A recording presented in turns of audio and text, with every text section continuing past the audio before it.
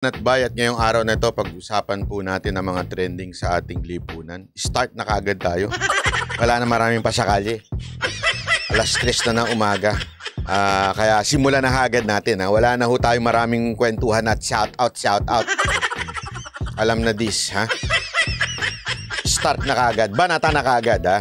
Dahil napaka-importante ho kasi alam nyo, isa ho ito sa kahit papaano may alam ho tayo dahil sa kung maalala nyo si Mocha dati hong naging membro ng MTRCB, kaya alam ko ho yung mga nangyayari ho sa loob ng MTRCB kahit noon at ngayon meron tayong mga bubwit sa loob ng MTRCB, diba po? Kaya atin na hong pag-usapan. Kasi alam nyo, ito ho nangyayari. Ano lang ho natin ng konting summary. Ika nga. Ito po kasi nga MTRCB, ngayong panahon ng administrasyon ni Marcos, medyo nababatikos. Bakit kanyo? Kasi ho, sila ho ay ginagampanan nila ang kanilang trabaho. Okay, nagkataon po kasi, kung mapapansin nyo, bakit nung panahon naman ni Pangulong Duterte, hindi naman nababatikos siyang MTRCB? Bakit ngayon? Kasi naman po, nung panahon ni PRRD, wala naman pong ginawa yung MTRCB. Huwag na ho tayo magpasikot-sikot. Panahon ni Pangulong Duterte, naging inutil ang MTRCB. Pasensya na, totoo Bakit ho kanyo? Kaya nga si Mocha, naandun ho siya, di ba? Alam nyo, yung unang-unang pagpasok ni Mocha sa MTRCB, actually, matagal na inaalok sa kanya yan ng administrasyon ni Pangulong Duterte. Ayaw niyang tanggapin noong una. And eventually, tinanggap na rin niya. Nabatikos nga kung bakit siya nandiyon, bla bla bla. Tapos, nung nasa loob na kami, sabi ba naman nung chairwoman doon? Nung dati yung dati. Dapat self-regulation na. Pasensya na real talk lang. Pasensya ka na, dating MTRCB chairwoman dyan Sabi niya, regulation lang, self-regulation daw dapat ang mga TV, mga network, at saka mga movies. Parang medyo somehow more on review na lang ang MTRCB.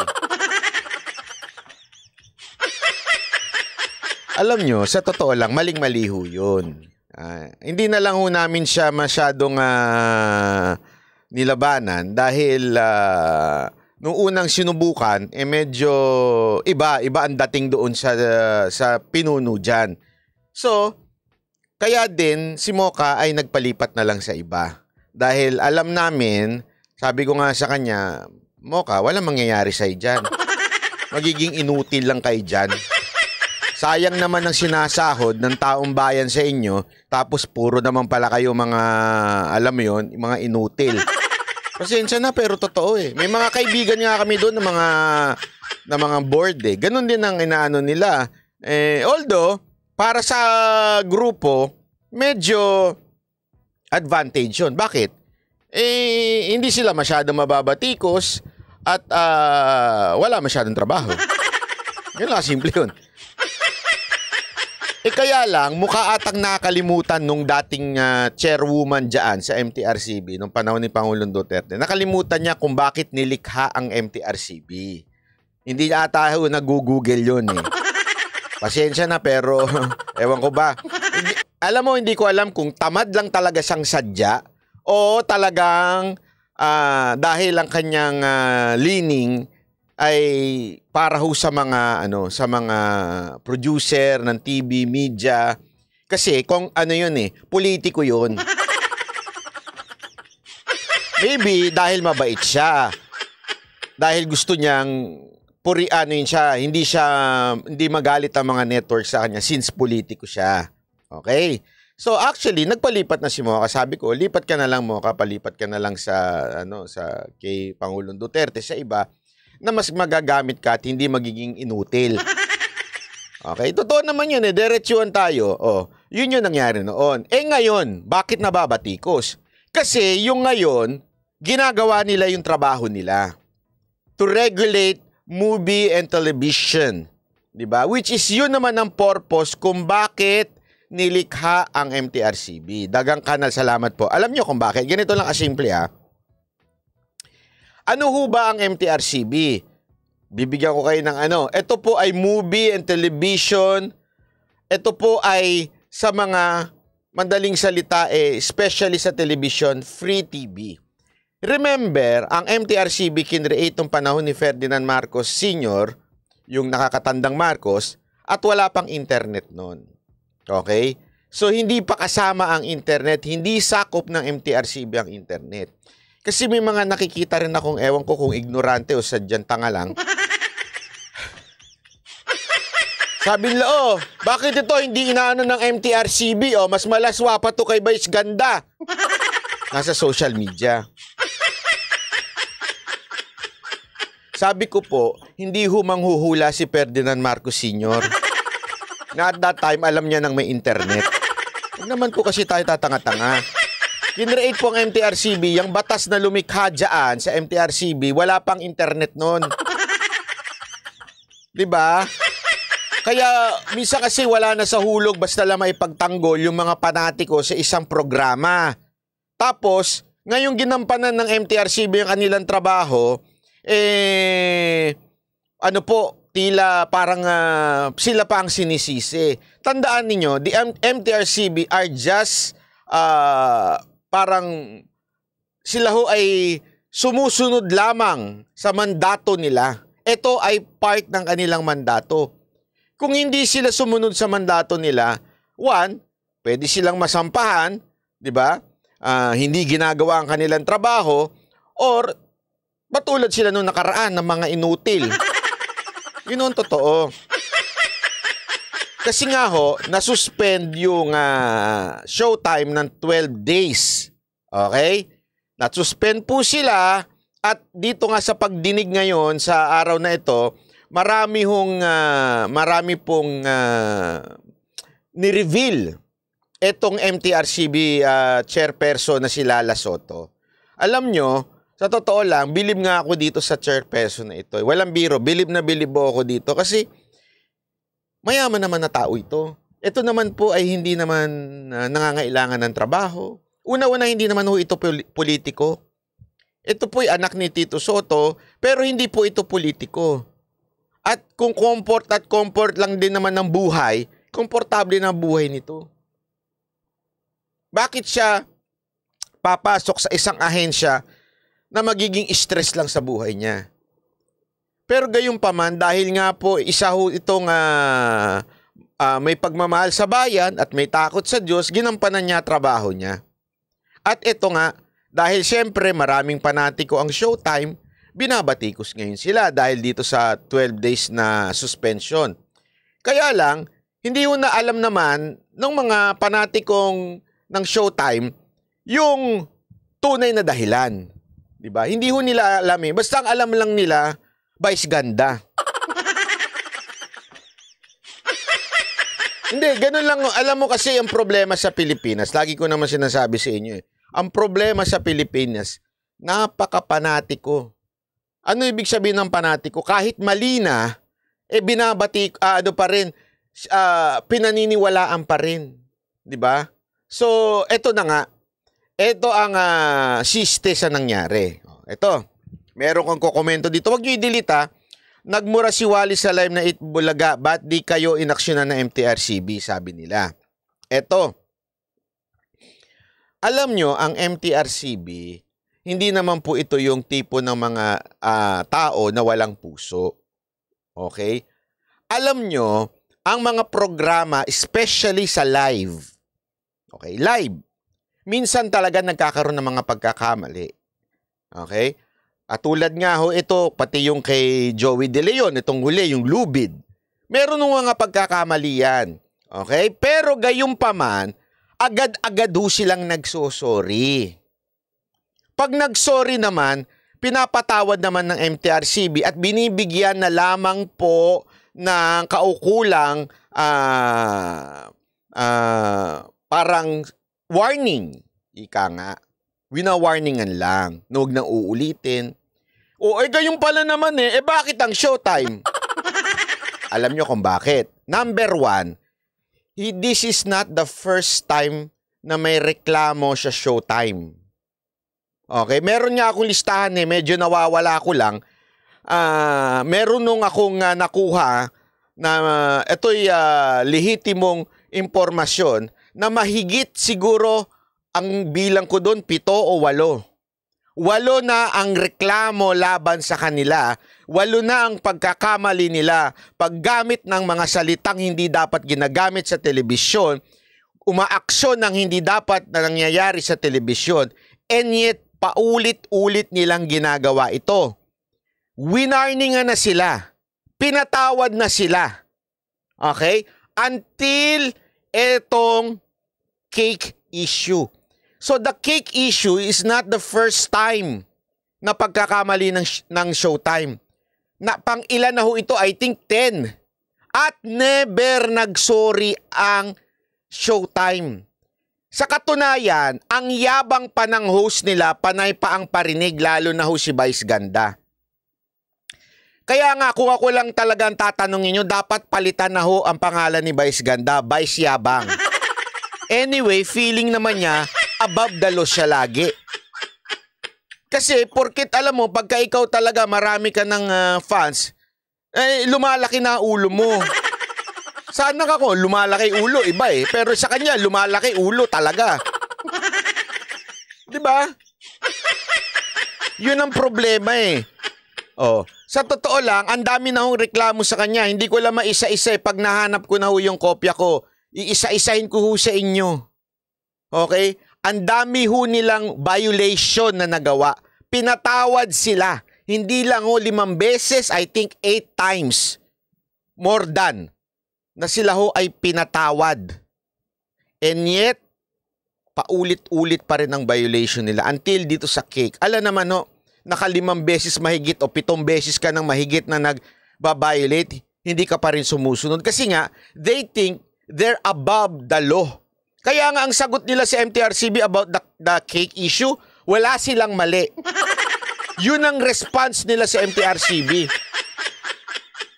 Yung mga ibang programa, actually hindi lang po TVJ, hindi lang ho yung IT, pati ho yung I think pati yung Bulaga, yung sa GMA, yung IT Bulaga sa GMA, meron din ng mga mali na nagsorry naman agad.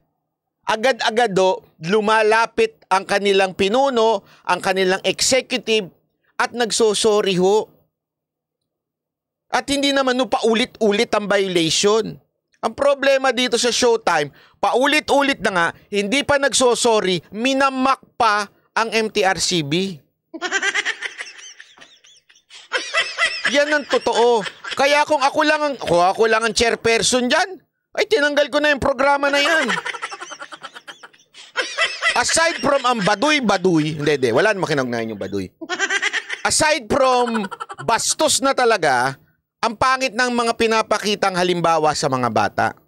Remember, noon time show ito alam nyo, may suggestion nga ilipat na lang nila kasi may oras. Alam nyo ba na may oras? Dito sa oras na to, kailangan hanggang PG lang.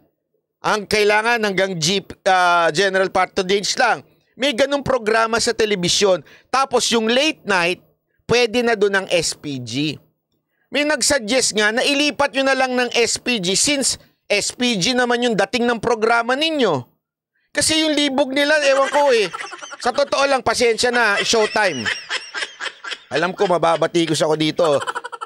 Pasensya na. Alam mo, sa totoo lang, ito lang masasabi ko sa inyo, the abundance of the heart, the mouth speaks.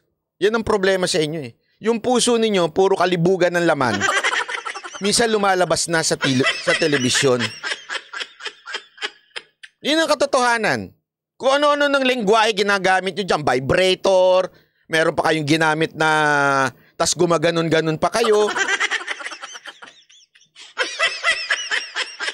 Wala namang problema kung malaswa kayo, di sa social media na lang kayo. Maganda siguro sa comedy bar na lang kayo. Wala namang pipigil sa inyo Ilagay nyo naman sa lugar. 'Di ba? Ako kaya. Sige, kunwari lang. Halimbawa lamang po ito ha, halimbawa lang ho ito. Ako ay may relihiyon na naniniwala sa ibon, halimbawa lang. At hindi naniniwala sa Diyos. Walang problema 'yun. Kunwari lang 'to ha, kunwari lang. O kunwari sumasamba ako sa ibon. O, walang problema 'yun. Pero pupunta ako kunwari sa loob ng isang church o di kaya ng isang simbahan. Tapos pinagbabasag ko yung mga rebulto doon. Tapos, eto lang ang sambahin nyo, ibon. Tama, mali. Di ba ho, mali?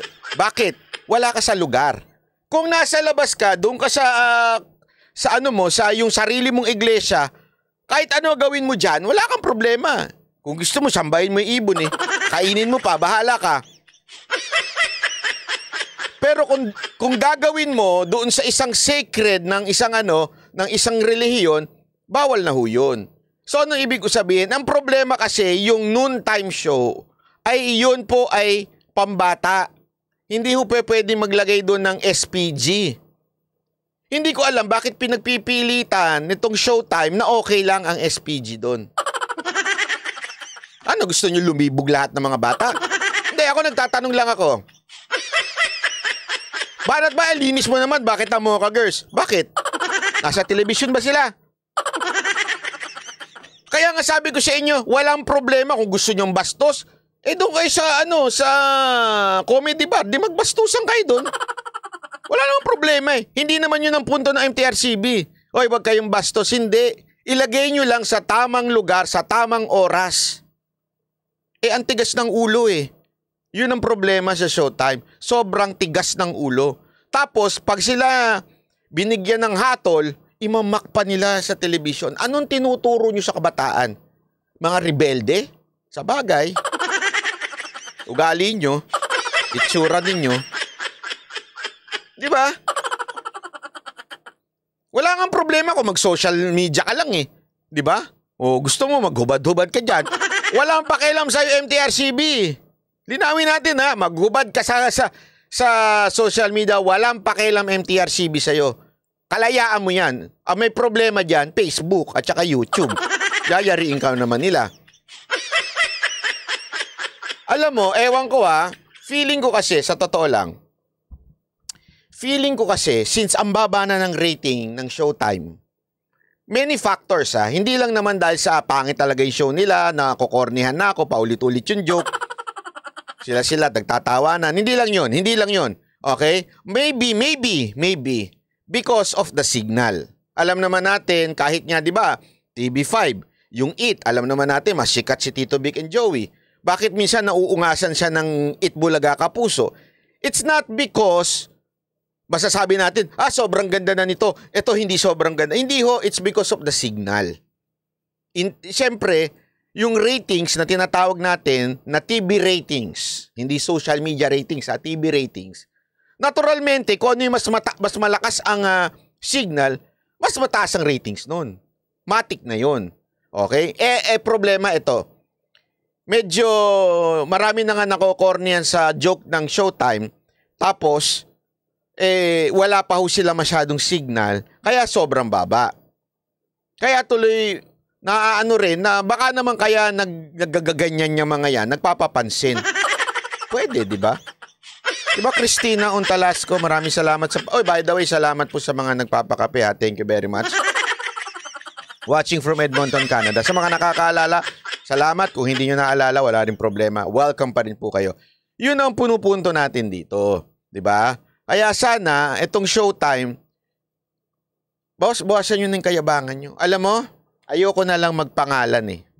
Ayoko na lang magpangalan ng mga programang naging mayabang at eventually lumubog.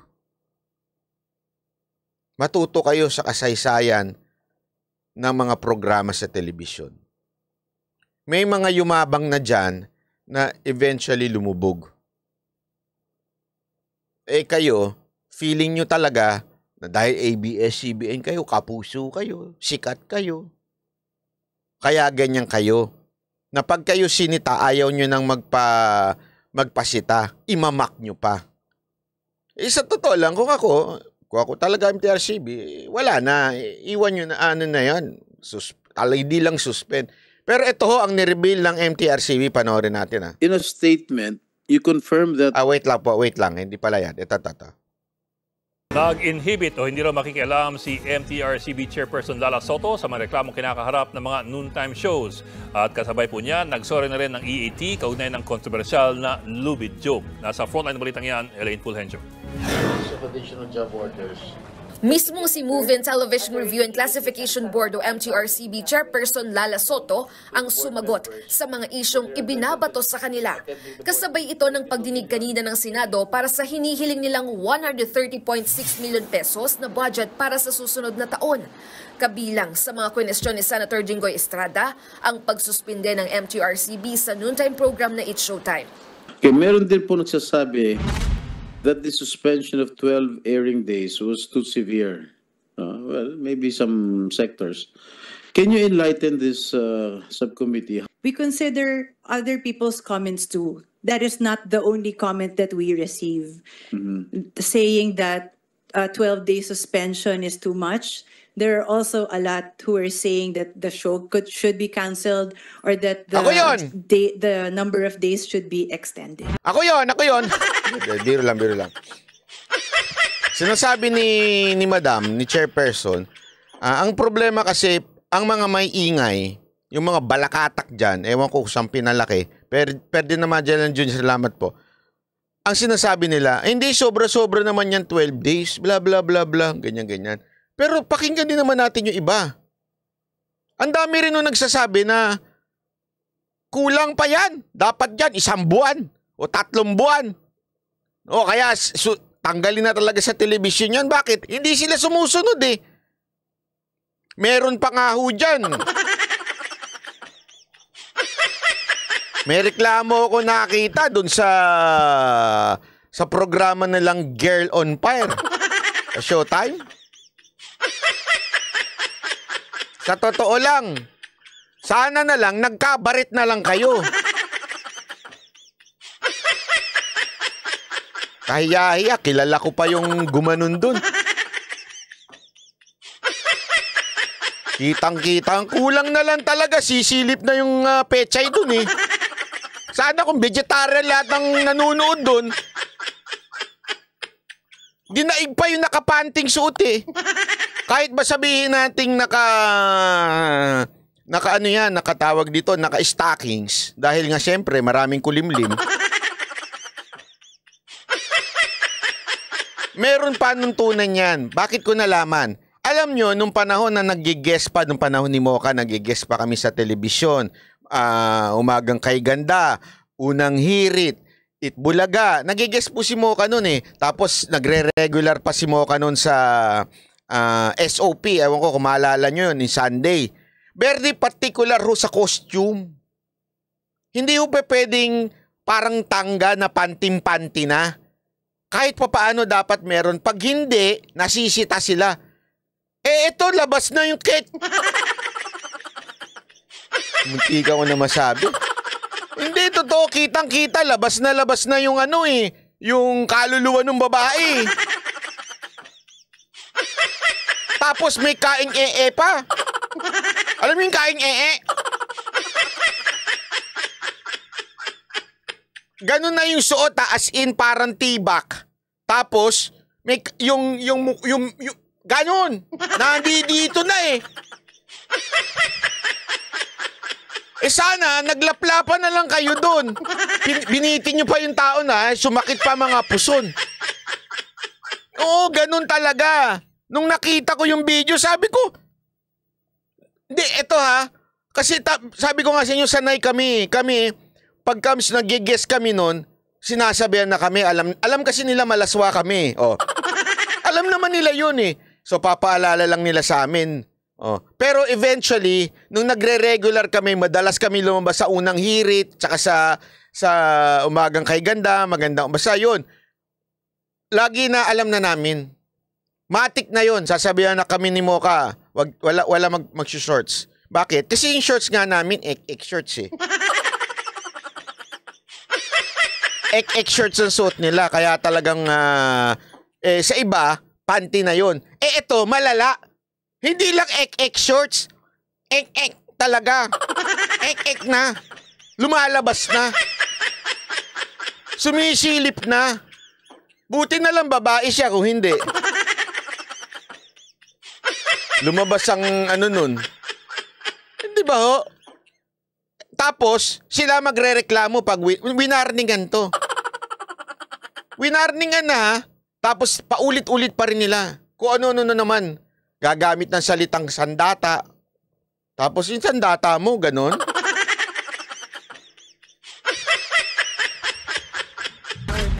Sabi pa ni Soto, unanimous ang naging desisyon ng MTRCB tungkol dito.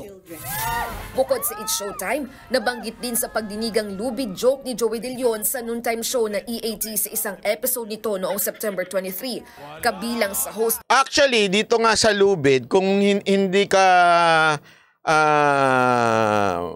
masasabi mo ng nag-iisip, o kaya naman makulay ang pag-iisip, maaring hindi mo masabing ano. Kasi sinabi dito, ang tanong, ano, magbigay ng 5 sinasabit sa leeg.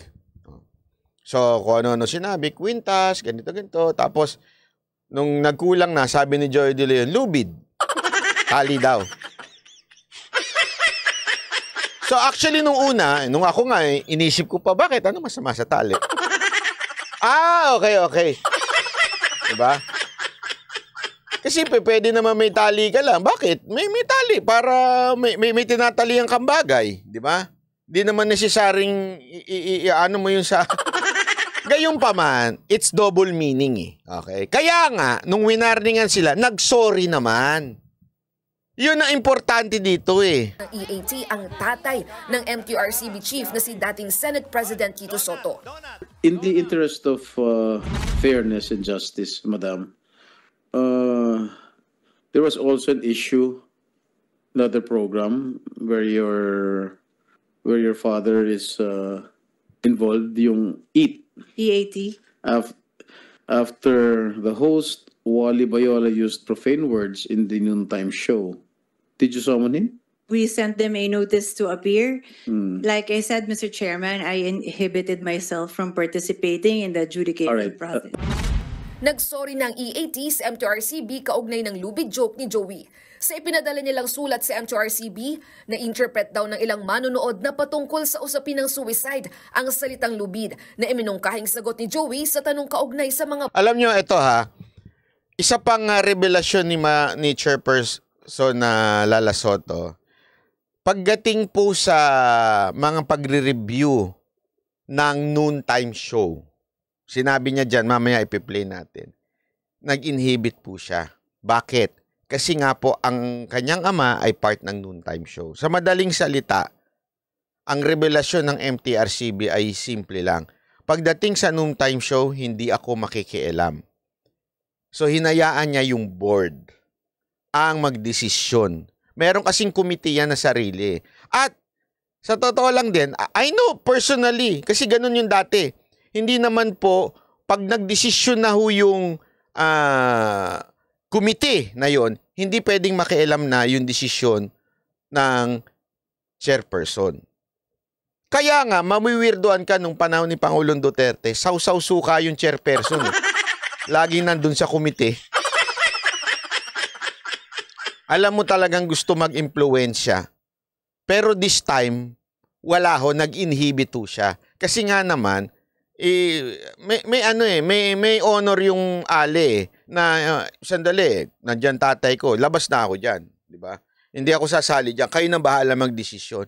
Alam mo, kasi may mga kilala ho ako doon, di ko na lang papangalanan. Pero alam nyo ba na yung iba mas gusto pa, mas matindi, mas mahaba pa ang araw? At lahat sila, talagang unanimous sila.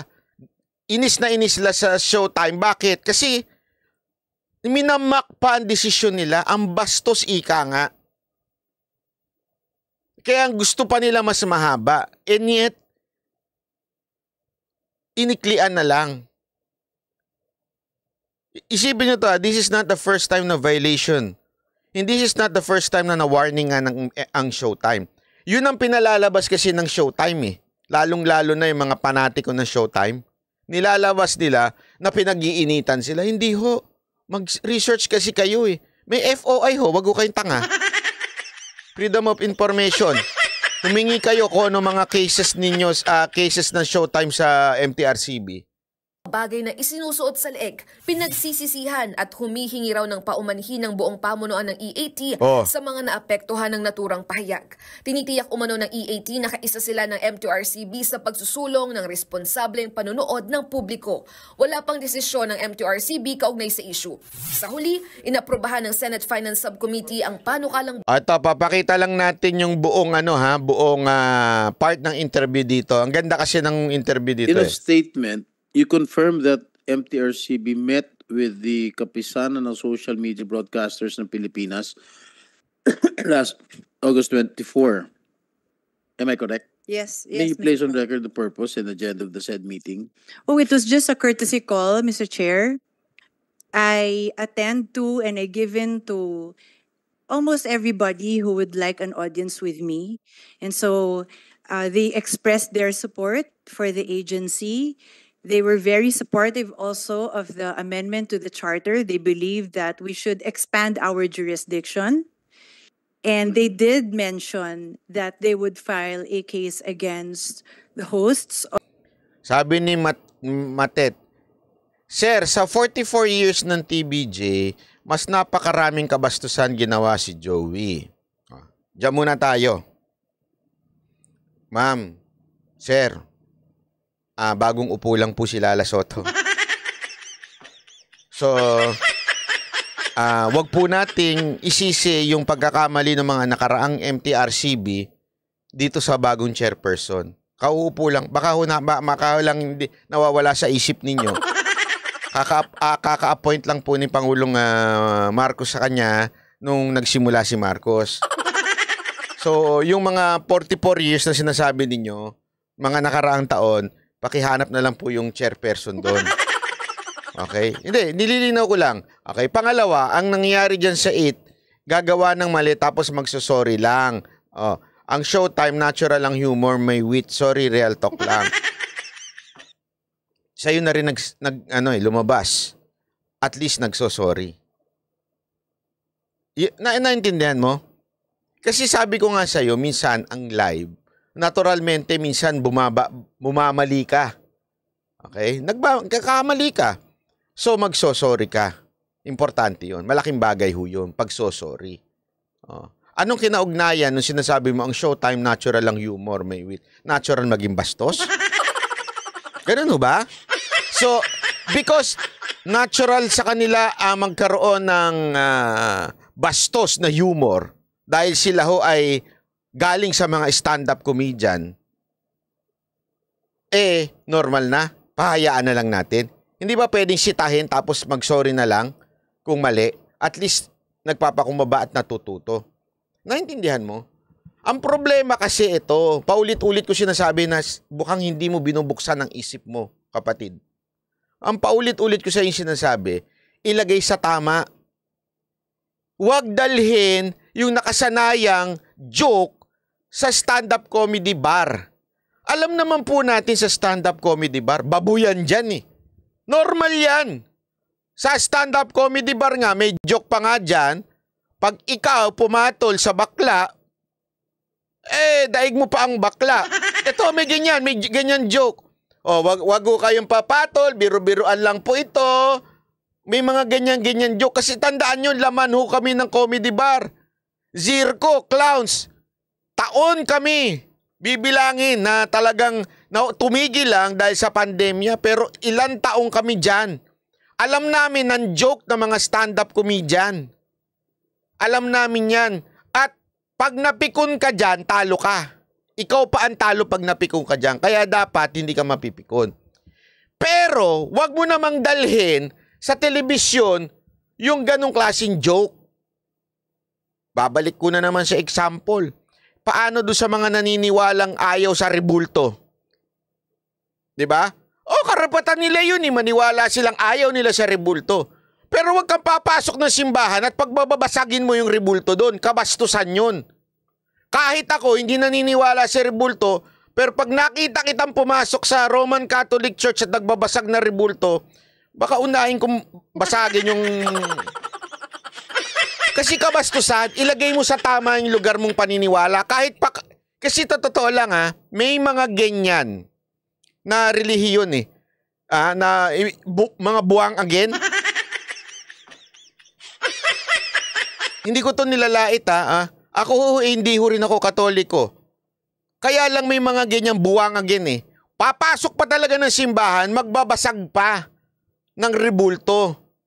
Yung wala yung sensitivity sa kapwa, ilagay mo sa lugar, pwede ka naman mag-preach sa sarili mong pulpito at sabihin mong bawal ito, hindi tama ito, hindi ganito to. Yan, okay yan. Karapatan mo yan Pero yung papasok ka, manggugulo ka, hindi mo karapatan yon. Ganon din dyan. Diba? Stand-up comedy, okay yan. Sige, panalo yan, nakakatawa yan. Binabayaran ng malaki yan. Pero, wag mong dalhin sa telebisyon kasi pambata doon. Naintindihan o hindi pa rin? Ulit-ulitin ko pa rin? O, tuloy. Pasok. Of Showtime. And we made it very clear that that is on them and that we will not be participating. Because, Mr. Chair, thank you for this opportunity. I feel it is my chance to make it clear also that there is no reason for us to fear filing a case against anyone if we feel the need to. We don't need to ask anyone to file a case for us if we wanted to. Did you discuss in your meeting with regard to the suspension of its Showtime? Not that I recall.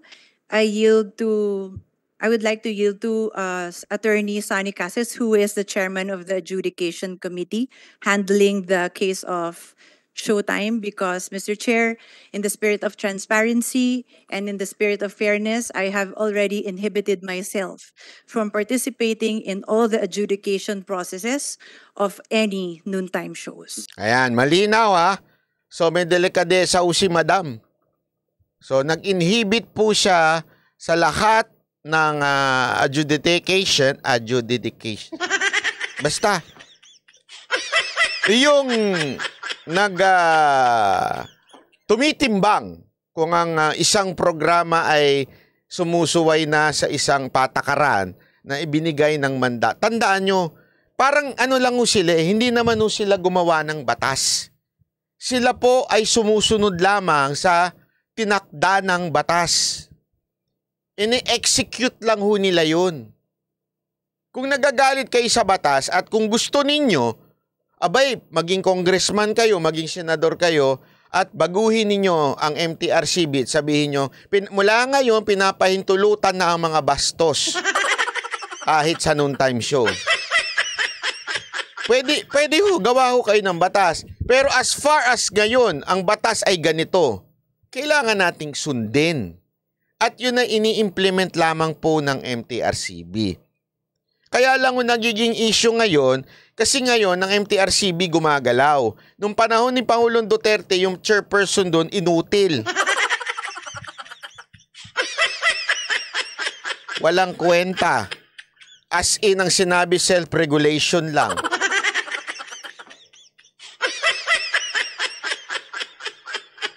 Bakit kasi ito ang pinag-aaksayan ng Senado mas importante dapat pag-usapan? Alfie Cornel. Budget deliberation po kasi yan. Ilagay po natin sa tamang pag-uunawa natin, para tayo ay nasa tamang... bakit pinag-aaksayan? Kasi trabaho ng senador yan. Budget deliberation ng MTRCB.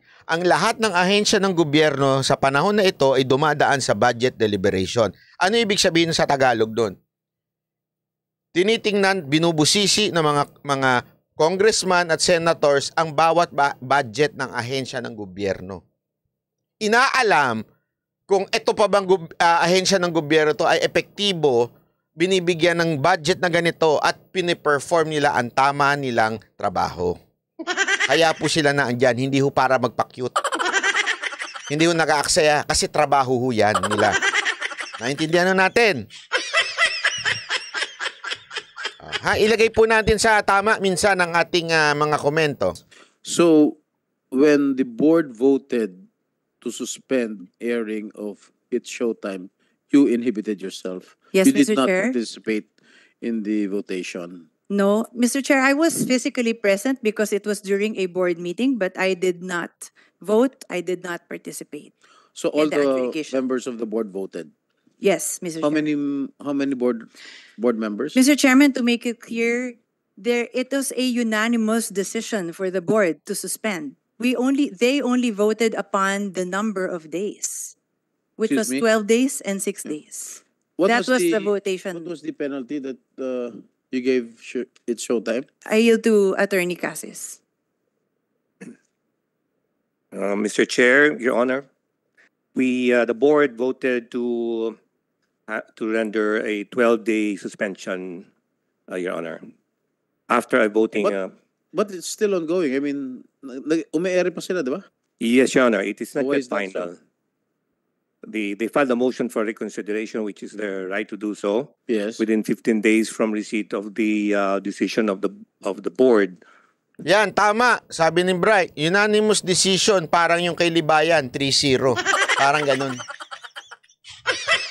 Lahat ng nag-decide, hindi kasama, ha? Ulitin natin, nag-inhibit po si chairperson, lahat po nagpabor na suspindihin ang Showtime.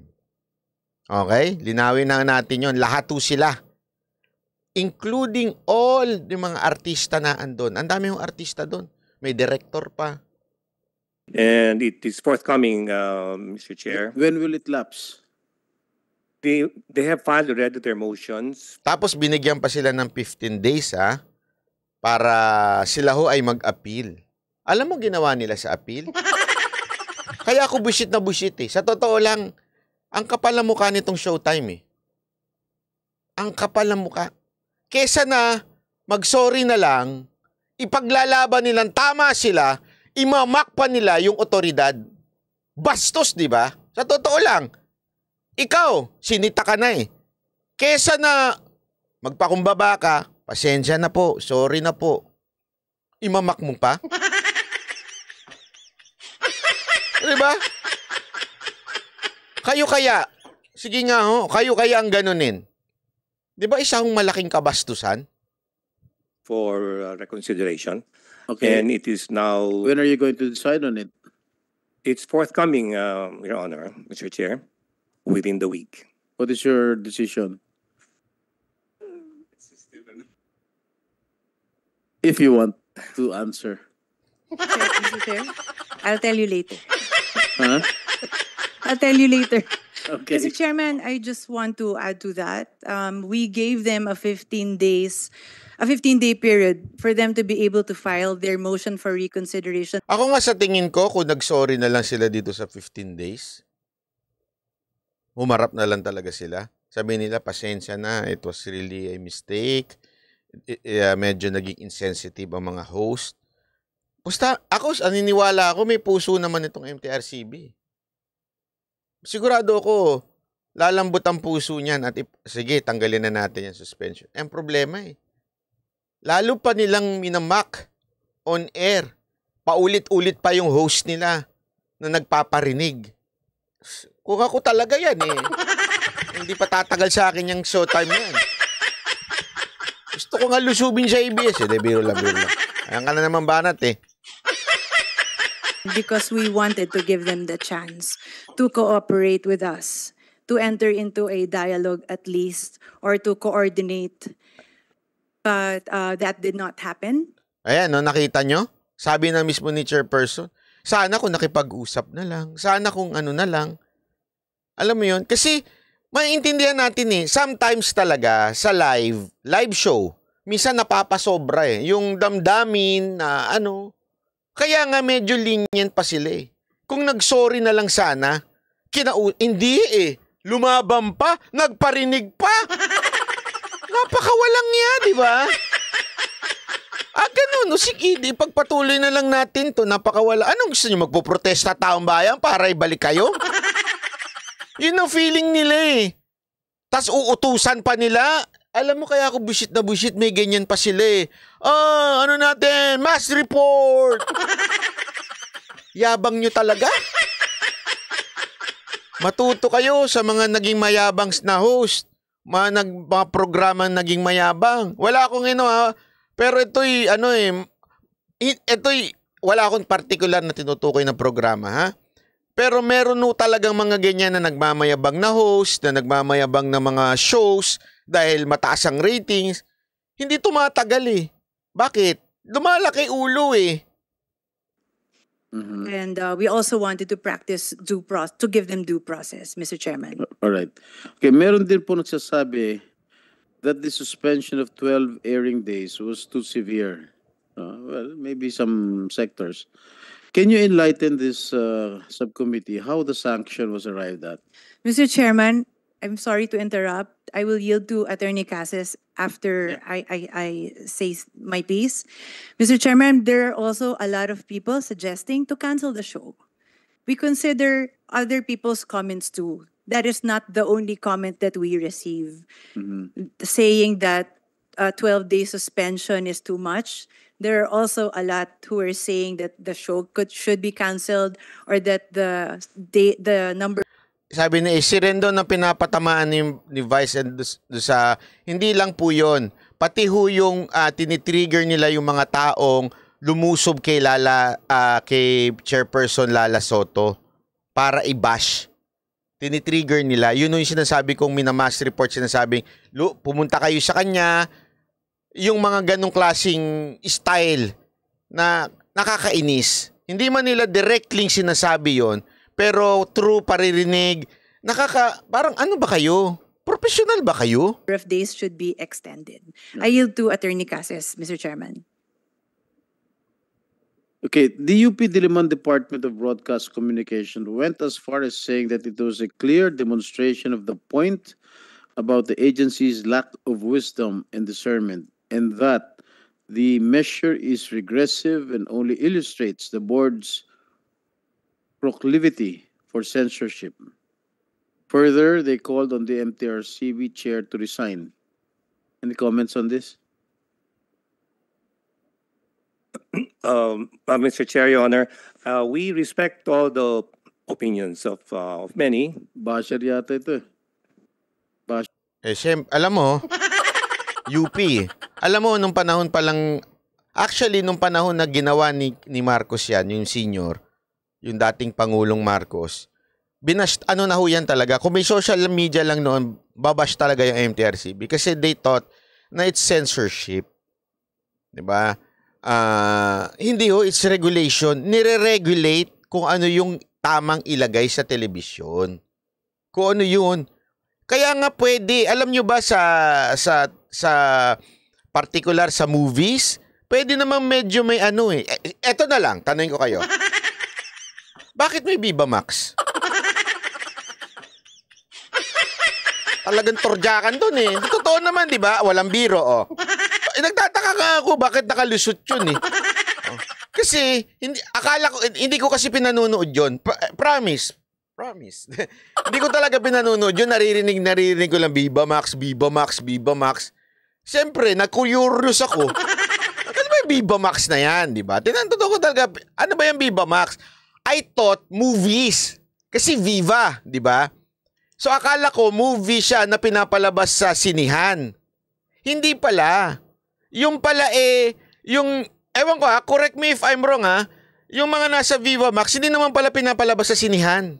Yung mga doon, mga banatan doon, hindi naman pala pinapalabas sa sinihan yun. Online lang pala yun. So parang may soft porn doon. Nagigets nyo? Meron pa lang, kasi nga, kailangan pa pala magpa-member doon. Kaya hindi ko sinilip yun. Alam, magbabayad pa ako. Libre naman sa... joke lang. Hindi ba, bakit ako... Di ba? Magbabayad pa pala doon. Tapos may parental pin-pin pa pala doon. Paano mo alam? Sinabi lang sa akin. Kinuwento sa akin ni Dada. Oh, so yun yung pala yun. Kaya akala ko kasi nung una, bakit nakakalusot yung Viva Max sa movies? 'Di ba? Bakit nakakalusot? Hindi pala doon lang pala yon online. No, nilawin natin, Share mo. Oh. And we have received also comments that are in favor of MTRCB. There are so many comments. Yes, we understand that they're also requesting that we give a harsher penalty of 1 year and even to cancel the program. So we respect all opinions, Mr. Chair, Your Honor.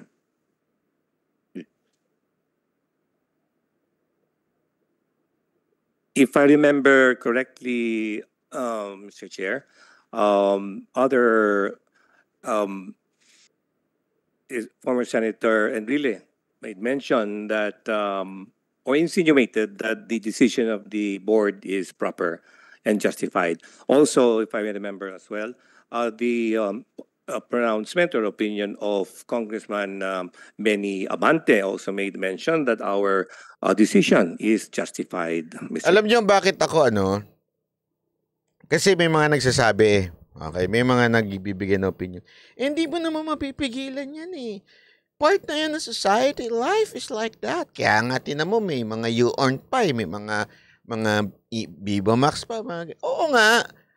Tama naman kayo eh. Hindi mo mapipigilan ng kabastusan. Hindi mo mapipigilan ang last ng tao. Ilabas nila sa internet. Wala namang problema eh. Pinoprotektahan lang ng MTRCB yung free TV na kung saan kunin lang ng bata ang remote, i-on lang niya dahil tanghali bago siya matulog at makikita niya yung noontime show. Yun lang naman ang pinoprotektahan. Hindi ko maintindihan bakit hindi pumapasok sa kokote ng mga galit na galit sa MTRCB. Bakit? Alam niyo ba pag nasuspend ang Showtime, mapapanood niyo pa rin naman? Ba't ba kayo galit na galit? Kung hayok na hayok kayo sa Showtime, mapapanood nyo pa rin naman yan online. Wag lang nga sa telebisyon dahil nga hindi pambata. Eh kung palang ayaw, di ko nga mag-gets eh. Common sense lang eh sa mga producer eh. Di ba? Kung gusto nyo pala mag-create ng isang kinky na show, o isang may pagka SPG na show, wala namang problema. Ilipat nyo ng oras. Sa gabi. Maglandian kayo doon. Pwede. Kasi SPG ang gabi, yung madaling araw. Bakit nyo kailangan ilagay doon sa pangbata? Di ba? Common sense. Ipagpipilitan nyo. Ano to? Power trip lang? Hindi. Sikat na to si kaya kailangan masunod to.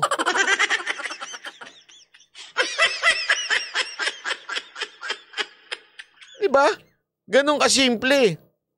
Tapos, kung hindi naman sinasadya at nagkamali lang, pwede naman mag-sorry. Hindi pa rin magsosorry. Magpaparinig pa. Lalaban pa. Anak naman ng wete.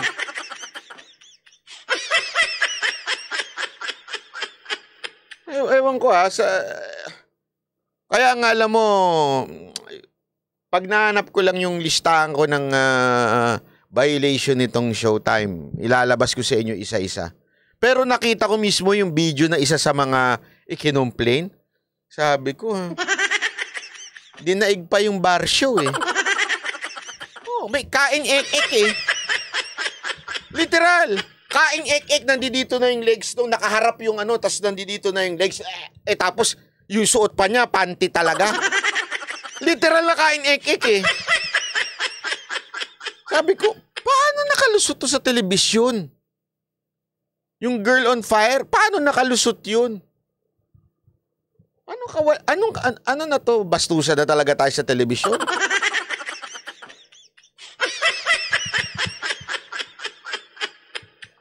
Sabi ko nga sa hindi ako nagmamalinis Bastos yung grupo ko. Ewan ko basta to grupo ko to eh. Kahit pinipigilan ko na si Chloe tsaka si Jade eh.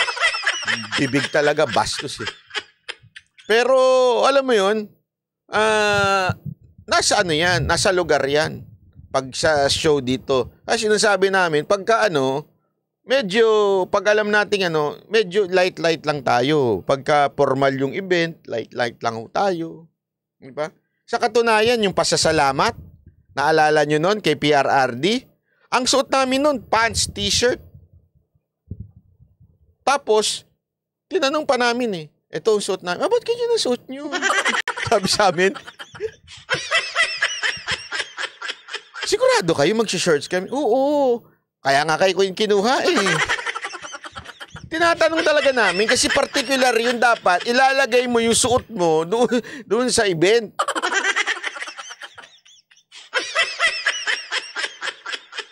Ulitin ko ha. Yung mga hihirit na naman dyan. Sigurado ako may mga bobong maghihirit dyan eh. Bakit yung grupo mo ang bastos-bastos? Wala ho sa telebisyon. Ilagay mo sa telebisyon. Sige. Irregular mo kami sa telebisyon. Hindi ho kami ganun. Ibahin ko suot nila. Kung ano yung pwede lang. Yun lang pasusuot ko sa kanila. Pambira kayo. Eto, iba naman. Ito naman, pag-usapan natin to. Kakaiba ito. Bagong-bago ito ha. Updated sila ha. Artificial Intelligence or AI ang naisip na paraan ng Bureau of Immigration para mapabilis ang proseso at hindi na humaba ang pila sa mga immigration counters sa NAIA. Nasa frontline na balitang yan si Jenny Dongon. Sa haba ng pila sa immigration counters ng Ninoy Aquino International Airport, napapakamot ulo na lang ang mga pasaherong palabas ng bansa. Katunayan, sa datos mismo ng Bureau of Immigration, dapat nasa 200 pasahero lang ang inaasikaso ng isang immigration officer kada araw. Pero ang nangyayari, umaabot ito na hanggang 370 passengers. Kaya kahit daw sundin ng BI ang 45-second rule nito na pagbusisi sa bawat pasahero, hahaba at hahaba pa rin daw ang pila. Ang solusyon nila, Artificial Intelligence o AI sa immigration counters. By using biometrics information from the passenger gathered by immigration or border control authorities even prior to departure. So pagdating ng pasahero sa airport, alam na natin kung papalabasin ba ito o hindi. Papapasukin ba o hindi. Paliwanag ni Immigration Commissioner Norman. Alam mo, ito lang. Natatawa kasi ako eh. Yung AI, yung biometrics, blah blah blah. Loob ko. Grabe talaga tayong no? Baryotic. Hindi ho, alam nyo. Sa ibang bansa ganyan naman eh. Sa atin lang naman walang ganyan eh. Tanungin ko kayo mga OFW, pag lumalabas kayo ng bansa nyo, dumadaan pa ba kayo sa tao? Pag residente kayo? Hindi na eh. Sa Japan, dadaan pa kayo sa Hapon? Hindi na. Gaganon nyo na lang yung kamay nyo. Tama, mali. Pagka ikaw ay sabihin, citizen nila. Ganon naman eh. Normal na. Sa ibang bansa yan. Sa atin, tayo na lang ata siguro. At saka yung pa mga baryotic na bansa, ang dumadaan sa tao at tinatanong pati diploma. Di ba? Ito naalala ko to noon sa Japan. Although, pagka hindi naman maraming tao, dumadaan pa talaga sa tao. Pero nung huling nagpunta ako, na konti lang yung tao, December yun eh. Hindi ko nga alam bakit ganun eh. Bakit, nung pumunta ako ng January, April, mas marami ang tao kasi dahil sa Sakura. Pero nung pumunta ako ng December doon, hindi na ako dumaan sa immigration. Ganun lang, pak. Kasi makikita man nila kung may record ka, makikita naman nila kung ilang beses ka nang bumisita. Makikita naman na nila lahat. Ganyan, tapos titingin ka lang yung mukha mo. Tanggalin mo lang yung sombrero mo. Tapos na. Diba? Pagpasok pa yun lalo na pagpalabas. Pagpalabas, wala ka pang 5 minuto. Kumukuya-kuy ka na doon sa lounge. Diba? Kahit nga ikaw ay foreigner pa eh. Kasi lalabas naman sa sistema nila kung may kaso ka pag ganyan mo, pag scan mo ng passport, lalabas kung ikaw overstaying, kung ikaw ba ay may kaso sa pulis. Sa Pilipinas, ngayon palang pinag-uusapan niya. Hindi, alam mo, ito walang biro. Pasensya na ho kayo pero isa sa mga sa tingin ko, sumabit nung panahon na hindi naman sumabit, pero pinaka mahina na ahensya nung panahon ni Pangulong Duterte at hanggang ngayon tumuloy-tuloy ay yung DICT. Parang walang silbi talaga. Parang isipin nyo na nga lang to eh. yung question nga ni Bato na yung national ID, bakit di na lang gawin kung wala nang palang printing, bakit hindi na lang gawin digital? 'Di ba? Eh, 'di ba? Hong Kong. Ewan ko sa Hong Kong, alam ko sa Japan, Apple Pay. Cellphone na lang yung pinanggaganon nila. Saka na, isipin nyo yan ha, pupunta ka ng na 7-Eleven, cellphone na lang, Apple Pay. Punta ka ng train nila, Apple Pay. Ganun na lang, gaganyan mo. Basta merong, kasi lahat naman tayo meron ng NFC ba yun? Basta magaganon mo na. Di ba?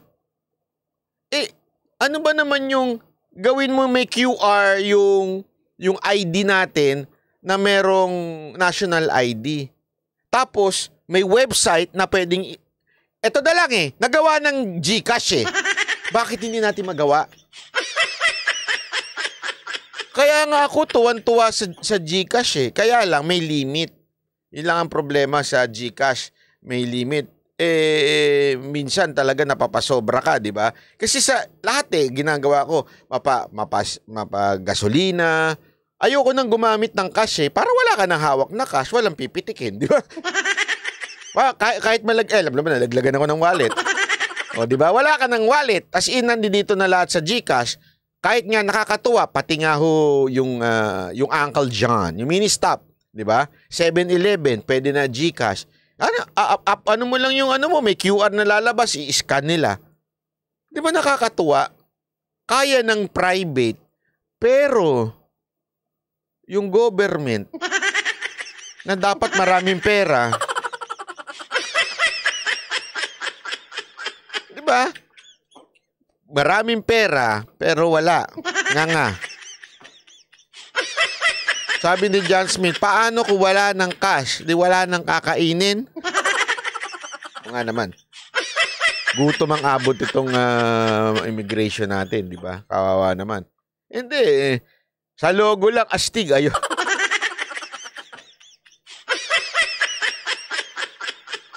Hindi ko nga alam bakit hindi ma-maximize yung bagay na yun. Alam mo, pinagtawanan pa nga si Bato dun Sabi, bakit ganun? Sabi ko, tama naman yung sinabi ni Bato Diba? Na, yung isa, kasi may mga meron pa naiinis doon sa national ID, hindi pwedeng gamitin sa ilang mga bangko. Kaya nga gumawa ng batas na dapat dapat tanggapin sa bangko.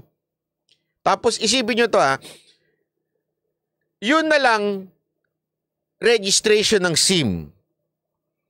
Kung meron na tayong QR code o sabihin na nating national ID na nasa cellphone, matik na, yun na lang isasubmit natin.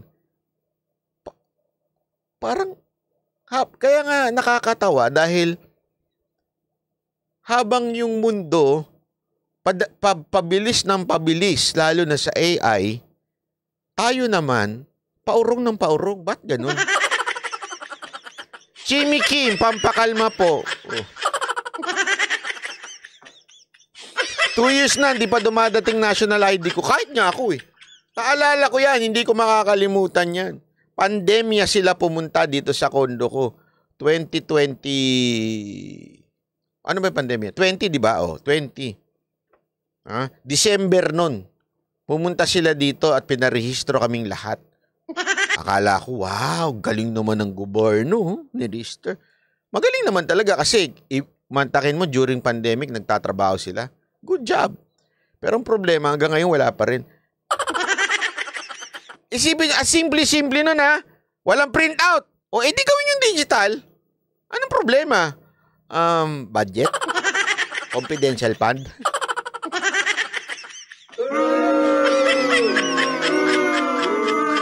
Hindi, baka mamaya kailangan lang ng... tapusin nga natin yung news na to. Baka kailangan lang nilang confidential fund. 1940 pa kasi ang sinusunod na batas kaugnay ng pagsala sa mga biyahero. Lesser na yung interaction between the passenger and the immigration officer. So lesser na ang chance or opportunity for corruption. Wala nang discretion. Masosolve natin yung whatever complaints that we are hearing. Sang-ayon naman ang IT expert na nakausap ng News 5 sa paggamit ng AI sa mga paliparan. Hindi daw dapat matakot ang publiko sa teknolohiya dahil walang panghuhusga ang pagbusisi nito sa mga pasahero. Mawawala na yung mga problema na ang dahilan ay pagiging bias ng isang immigration officer sa tao. Kasi titignan niya yung itsura ng tao na mukhang walang pera to eh. Diretso mo na, mukhang squatter, ganon!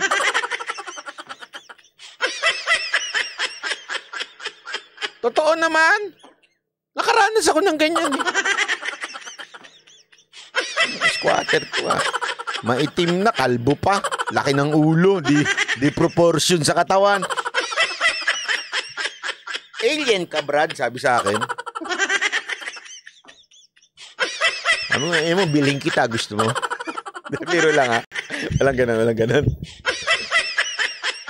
Hindi, kaya nga ako pagka pumupunta ako ng immigration, hindi naman, wag ka naman maging overdressed, di ba? Pagka overdressed ka naman, ano ka? Obvious na obvious eh, di ba? Kaya dapat saktong suot lang, yung tipong turista ka lang.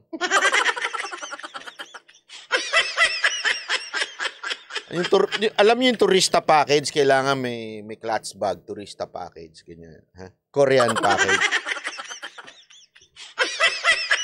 Kahit nahirap na silang mabitbit, pwede naman nilang bitbitin ng ganun, tapos yung nakasabit, pero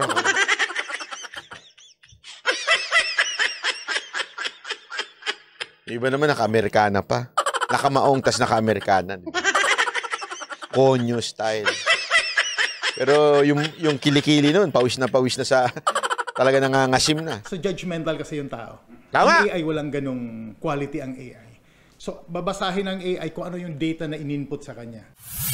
Paalala lang ng eksperto, dahil isang developing technology ang AI, dapat siguraduhin ng gobyerno na updated at secured ang lahat ng datos na hawakan nito. Target ng BI na simulan ang paggamit ng AI. Ask ko ulit po, kami ba need pa apply national ID? Ba't ka mag-a-apply? Uwi ka ba dito? Dito ka matutulog? Dito ka na ba? Huwag ka na mag-apply, walang kwenta. May passport ka naman eh. Hindi mo na kailangan. Wala namang kwenta. Di pa ibibigay sa'yo. Apply ka pa. Sinagot ko na, Jing, ha? Oras na may kabit na ang mga electronic gates at biometrics sa departure at arrival area sa third quarter ng 2024. Nagbabalita mula sa frontline. Pinay pa rin naman po. Joke lang. Huwag ka na mag-apply.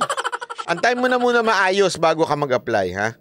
Ito naman ang problema natin dito. Ay, wala pala. Hindi pala dito na ilagay. Sorry naman. Sorry.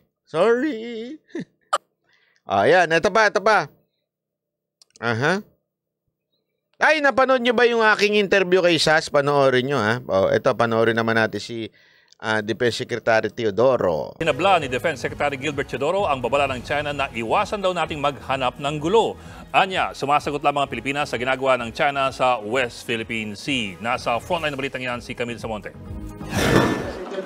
Sa gitna ng pagdinig sa Senado kaugnay sa 229 billion pesos sa 2024 proposed budget ng Department of National Defense, bumwelta si DND Secretary Gilbert Teodoro sa pahayag ng Chinese Foreign Ministry kahapon na wag daw maghanap ng gulo ang Pilipinas kaugnay sa issue ng Scarborough o Panatag Shoal.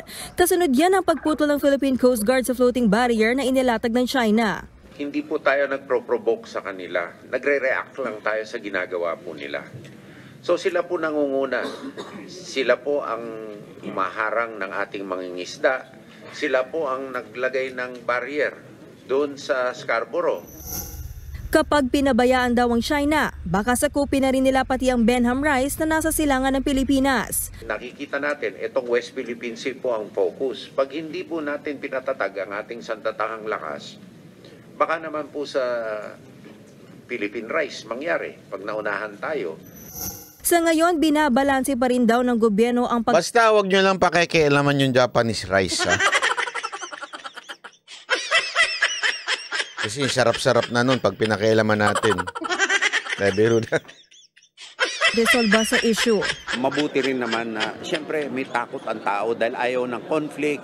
Baka ako rin naman, hindi naman ako walang takot. Ngunit meron mga aksyon ang China na hindi natin pwedeng palampasin. Kung hindi, tutuloy-tuloy ito at sisisihin tayo ng ating mga anak. Agad lumusot sa Senate Finance Committee ang hinihinging budget ng DND. Sa isang executive session naman, idinetalye kung magkano ang pondong idadagdag para sa AFP modernization, intelligence at confidential funds. Samantala, kahit bukas na ulit ang entrada ng Scarborough Shoal, nangangamba naman ang AFP Western Command na baka maglagay din ng floating barriers ang China sa Ayungin Shoal kung nasaan ang BRP Sierra Madre.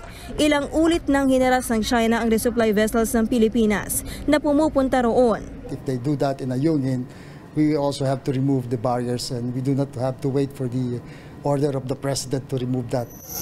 Para maiwasan yan, plano ng Westcom na dalasan at damihan ang pagpapatrolya ng Philippine Navy sa West Philippine Sea. Malaking bagay din daw kung sasabayan ng mga Pilipinong mangingisda ang dami ng Chinese militia vessels na tumatambay sa dagat na sakop ng Exclusive Economic Zone ng Pilipinas. Sabi naman ni retired Supreme Court Associate Justice Antonio Carpio, pwedeng singilin ng Pilipinas ang China sa paulit-ulit nitong harassment. May karapatan daw tayong humingi ng danyo sa China sa pagkasira ng corals sa Rosal Reef at Sabina Shoal, kahit hindi na magsampa ng ikalawang arbitration case sa The Hague. The ruling of the tribunal stated that the entire Scarborough Shoal is a common fishing ground, no? And that includes the lagoon. What China is doing, they're allowing their own fishermen, Chinese fishermen, to enter the lagoon while preventing the Filipino fishermen from going inside. Una nang itinanggi ng China na sila ang nanira ng mga bahura. Nagbabalita mula sa Frontline, Camille Samonte, News 5. Alam mo, ito, tungkol dun sa issue na yan. Tama ba na tanggalin natin yan? Alam mo, nung tinanong natin kay Sas yan, ang sagot lang naman niya simple lang eh. Chess moves lang yan. Ibig sabihin, isipin mo na lang, pag ginawa natin yan, may gagawin sila. Pag may ginawa sila, may gagawin tayo yan. Tapos may ginawa tayo, may gagawin naman sila. Ganun lang naman kasimple yan eh. Di ba? Lagi yun. Kaya nga sila naglalagay ng ganito kasi may ginawa tayo. Oh. Hindi ko sinasabing tayo nagsimula. Wala ko sinasabing tayo nagsimula ng ano, kaya ganito. Ang nangyayari, lagi lang tayong action, action, action, action. Kasi, what do we expect? If we do something, they would do also something, di ba? Pareho. Pareho tayo.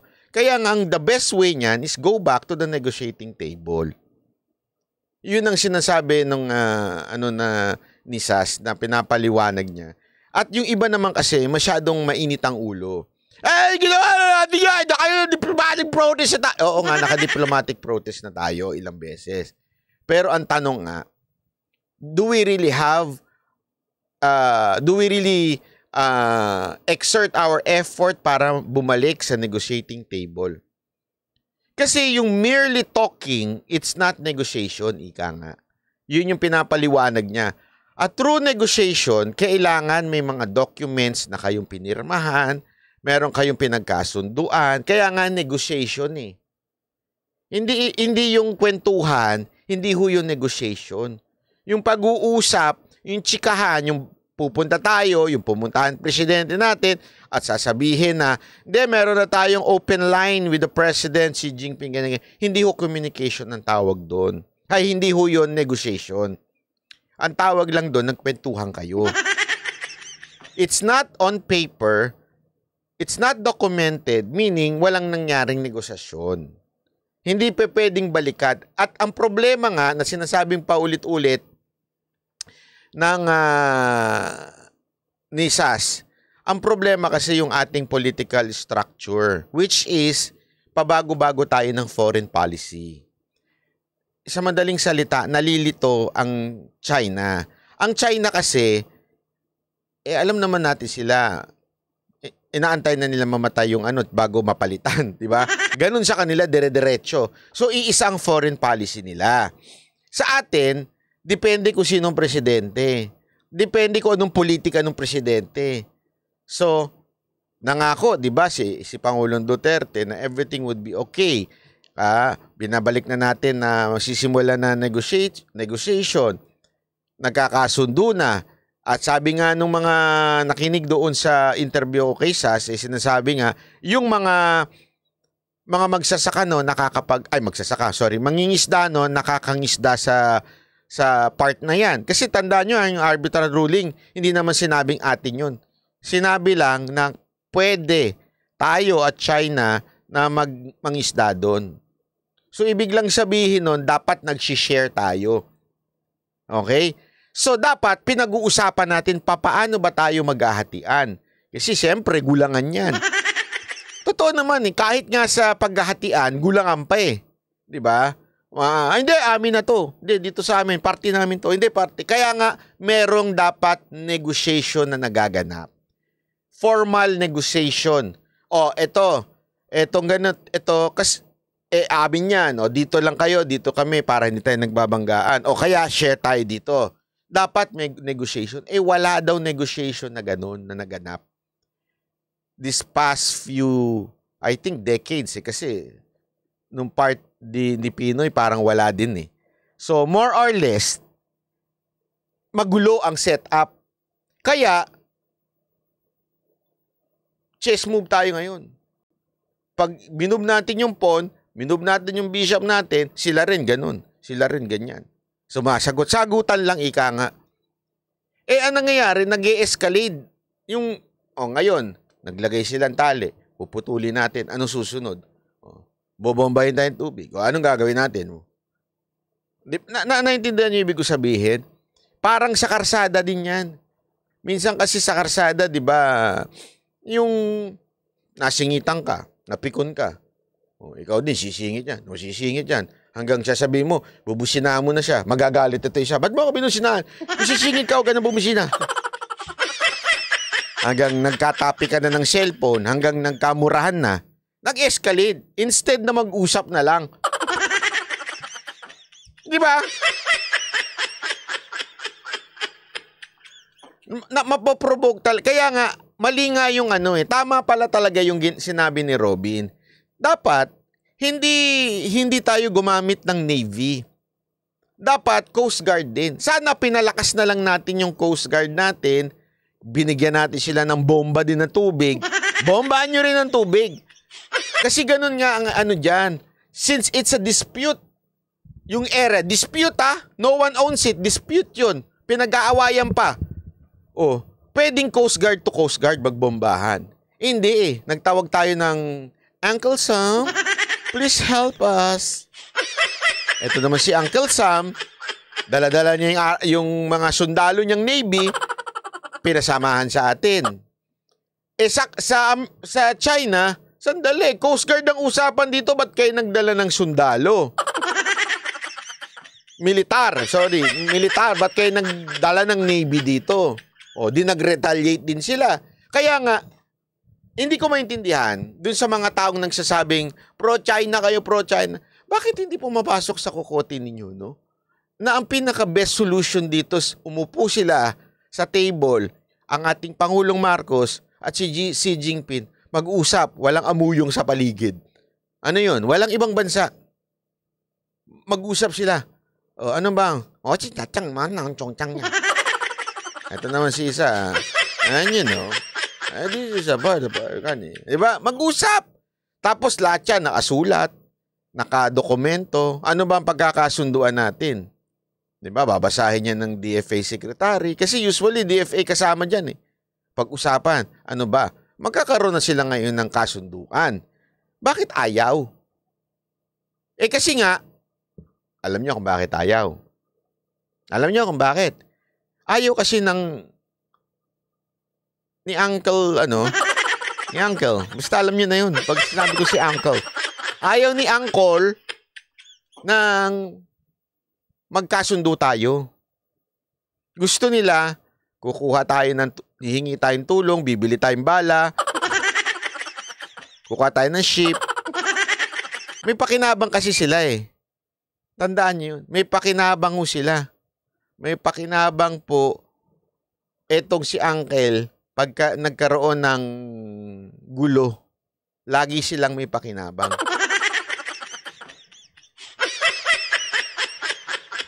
Visa is watching. May review nung ano. Mga hindi ko nakakalam kasi meron po ako interview sa US Embassy. Baka sabihin, who are you? What do you do? I'm a social media never mind. So what do you do? I'm part of I'm a dancer. Baka di maniwala eh. Kakausap lang, boss. Di naman sumunod. Sinong kakausap? Nag-usap? Nakita mo, may papel? May papel ba nilabas ang ating gobyerno na meron tayo nakapagkas? Kasi alam mo, yan yung packaging ng mga galit na galit eh. Hindi, lagi naman nag-uusap ang Pilipinas at China. Talaga matigas lang ang ulo ng China. Nakakita ho ba kayo ng papel na nag-usap sila? Meron ho bang dokumentong pinirmahan? Meron ho bang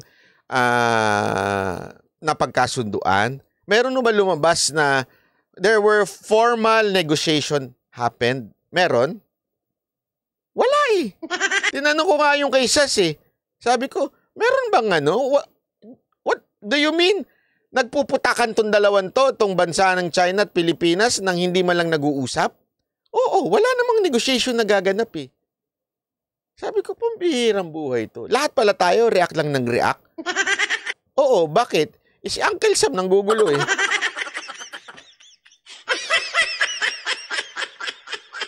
Sabi ni Sasha na, Uncle Sam, hindi ako nagsabi si Sasha. Ako, I want to be your friend. Joke lang po Ay nako, eto pa. Tingnan nyo ito tungkol naman sa, sabi ko nga eto na nga lang Habang ang pinag-uusapan, AI na sa ibang bansa, eto namang PhilHealth natin. Aminado ang PhilHealth na bumagal ang operasyon nila matapos ma-hack ang kanilang website. Pangamba ngayon ng mga pinagkakautangan nilang ospital baka lalong ma-delay ang bayad. Nasa frontline ng balitang yan, si JC Cosico. 6 na araw na lang bago matapos ang countdown na yan ng Medusa ransomware. Ilalabas na raw nila ang datos na nakuha sa panghack ng electronic system ng PhilHealth. Yan ang dahilan kaya isinara muna ng State Health Insurer ang kanilang website. Apektado rin daw nito ang kanilang operasyon. Nangangamba tuloy ang grupo ng mga pribadong ospital na baka lalo bang maantala ang bayad sa mga nakabinbing hospital claims na aabot sa 27 billion pesos. Baka raw tamaan ang operasyon ng mga maliliit na private hospitals. Pagka walang bayad ng PhilHealth, mawawalan ng pondo rin ang hospitals. The worst that will happen initially siguro, sasabihin nila sa ating mga beneficiaries ay hindi muna namin i-deduct ang PhilHealth portion. And magbayad muna po kayo, out of pocket lahat muna. Sabi naman ng PhilHealth, may 90 days pa sila sa pagproseso ng claims. Oras na maayos sa kanilang system, itutuloy na ito. Siguro naman po ay hindi mangyayari at hindi aabutin na ang mga ospital ay hindi magdideduct ng mga claims ng mga pasyente. Lalong-lalo na po that the process in itself is an automatic deduction.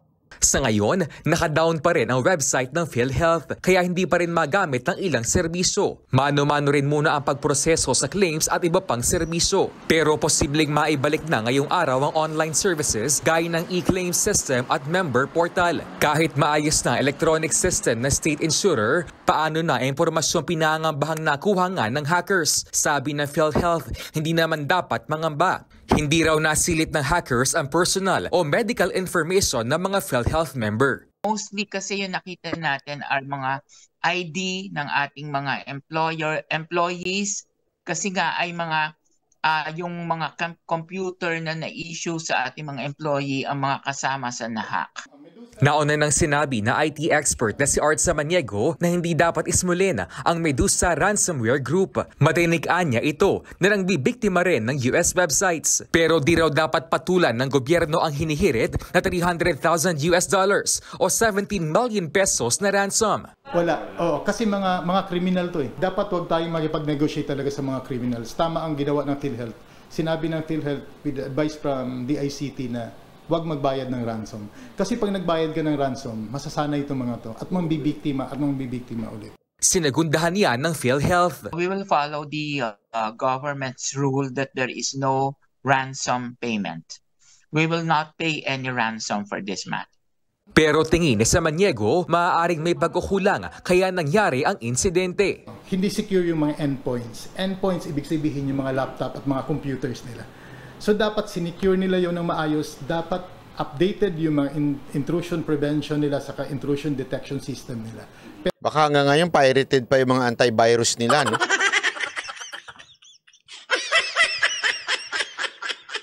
Actually, tama naman po yung ginawa ng PhilHealth. Hindi sila makikipag-deal with these kidnappers. Kasi parang pareho lang din yan. Kidnapper din yan na yung hindi dapat we do not compromise. Or else, tama sila. Uulit-ulitin yan sa iba namang ahensya ng gobyerno.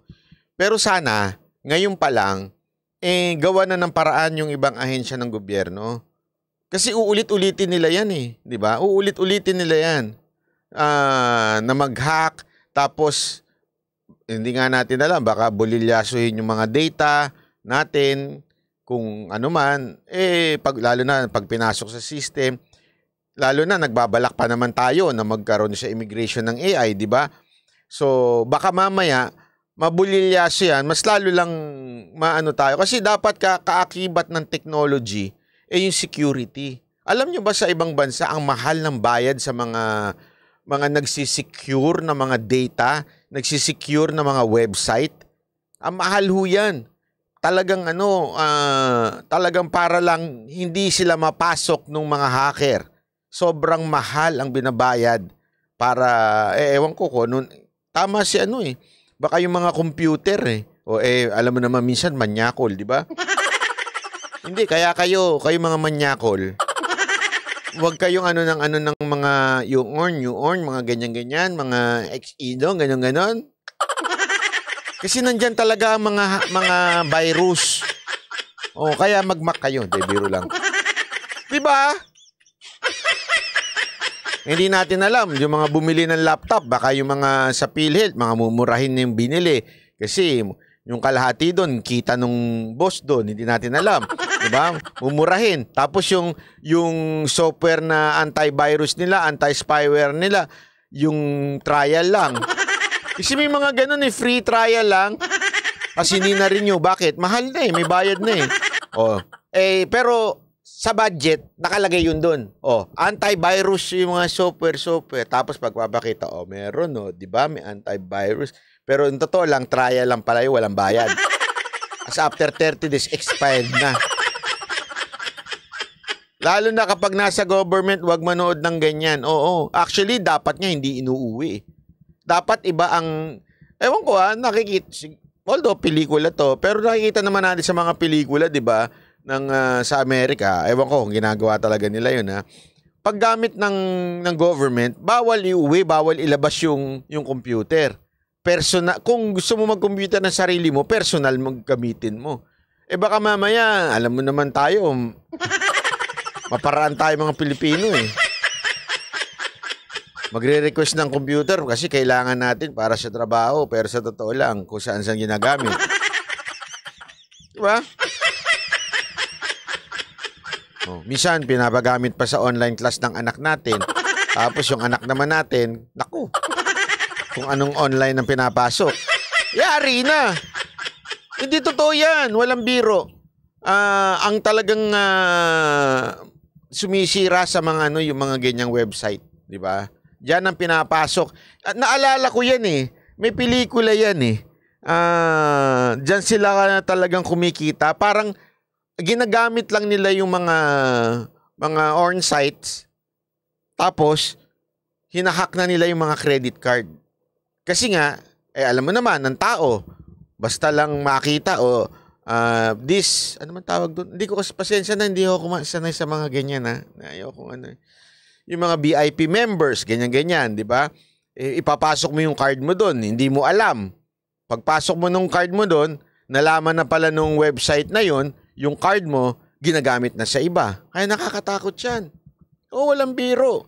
Kaya nga nakakatakot kahit yun sa mga minsan yung sa mga Lazada at saka sa Shopee. Hindi naman sa sa lahat, kahit wala akong pinapanigan. Shopee, Lazada, TikTok, wala akong pinapanigan. Nakakatakot talaga yan. Kaya nga mas maganda yung GCash Hindi ako nagpo-promote ng GCash, sabi ka naman.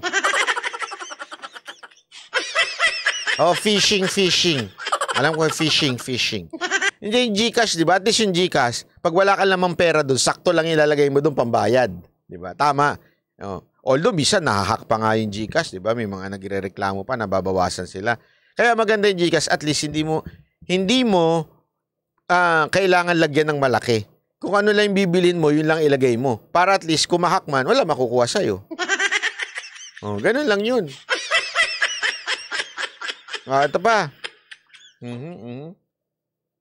Ay, ito. Ito.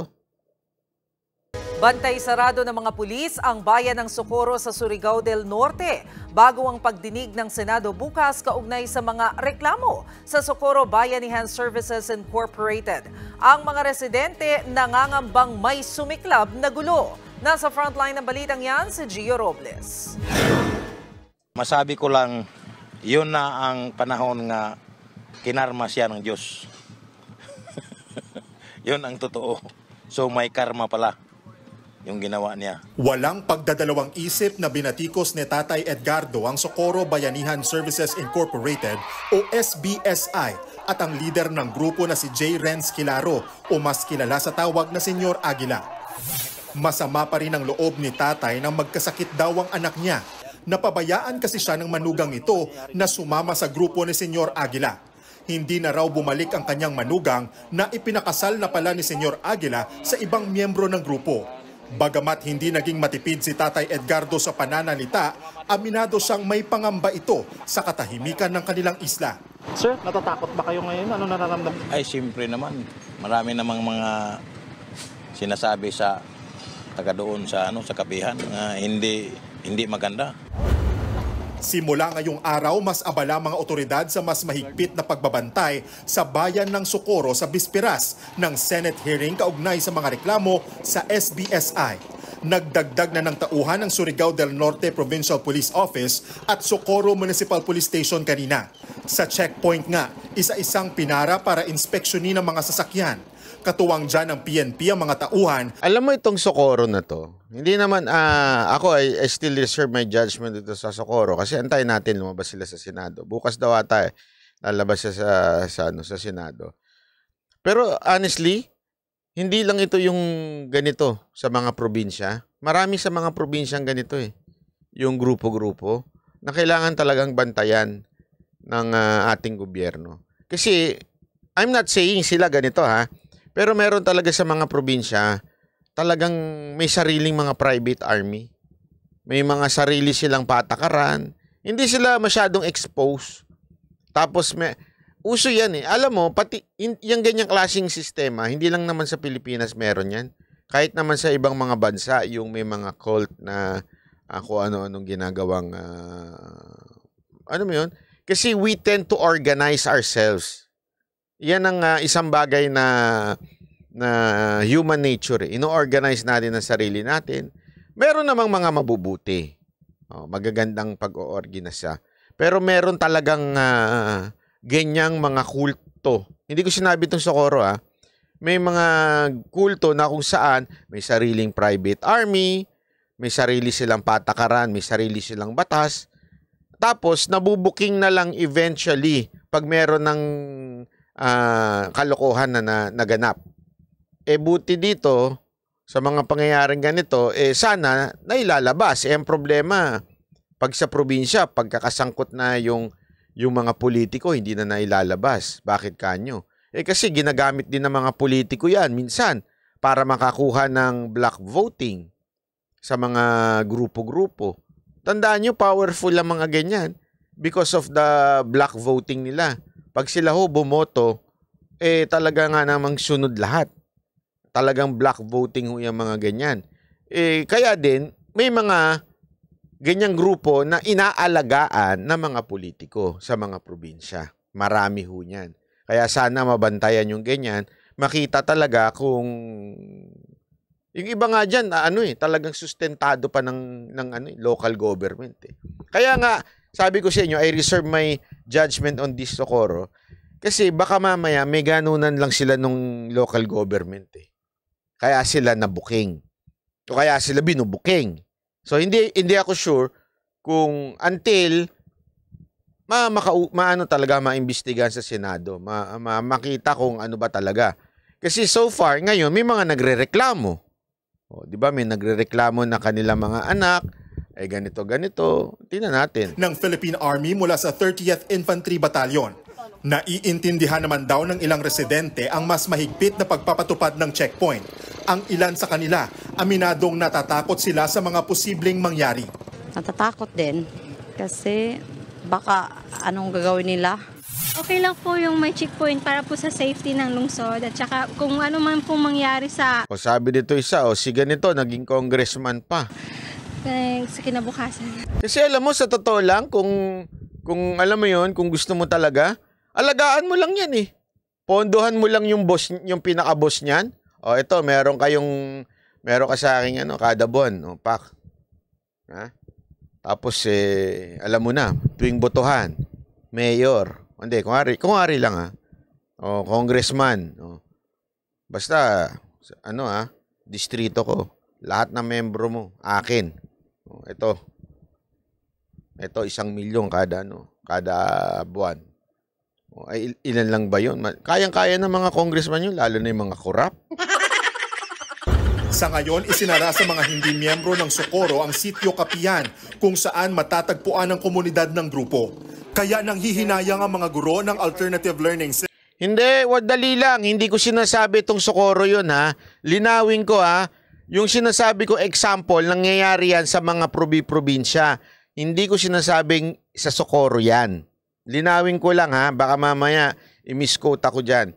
Kaya nga sabi ko sa inyo, I reserve my judgment until maimbestigahan talaga yan ng ating gobyerno. Una, through Senate, makita natin yung mga tanong kung paano nila sasagutin, makakaharap nila yung mga magrereklamo, yun, una yun. Pangalawa, yung mismong, ang problema kasi sa kaya ako mas gusto ko yung investigasyon sa Senate, kasi publicly, sa DOJ, wala na, may judgment na kagad yung secretary. Hindi pa nga naimbestigahan Meron na kagad silang judgment. Dito nga sa Socorro, meron na kagad silang judgment Hindi pa nga daw pinuntahan ng NBI. Meron na silang, si Remulla kasi pala desisyon sa buhay. Si Remulla hindi bagay maging DOJ secretary. Kasi umuhusga siya, dapat hindi muna siya umuhusga. Bilang DOJ secretary, dapat ang laging sagot lang, iimbestigahan natin yan, titignan natin. Ganun lang lagi dapat. Bilang DOJ secretary. Siya, feeling niya Supreme Court Chief Justice siya. Pangarap siguro maging Chief Justice na si Diba? Hindi dapat ganun. Kaya misa mas nakakatiwala pa yung Senate kahit papaano diba? System o ALS ng DepEd Division of Siargao, Socorro East District na hindi muna makapagturo ng face-to-face classes sa sitio Kapihan. 300 mag-aaral daw sa elementarya at high school ang apektado. Bukas na magsisimula ang pagdinig ng Senado kaugnay sa mga isyong kinakaharap ng Socorro Bayanihan Services. Ayon sa LGU, nasa Maynila na ang leader ng SBSI na si Senyor Aguila para dumalo sa hearing pero wala pang kumpirmasyon dyan ang grupo. Nagbabalita mula sa Frontline, Gio Robles, News 5. Ayun, so ayan abangan natin yung Senate hearing tungkol dito. Maganda yan.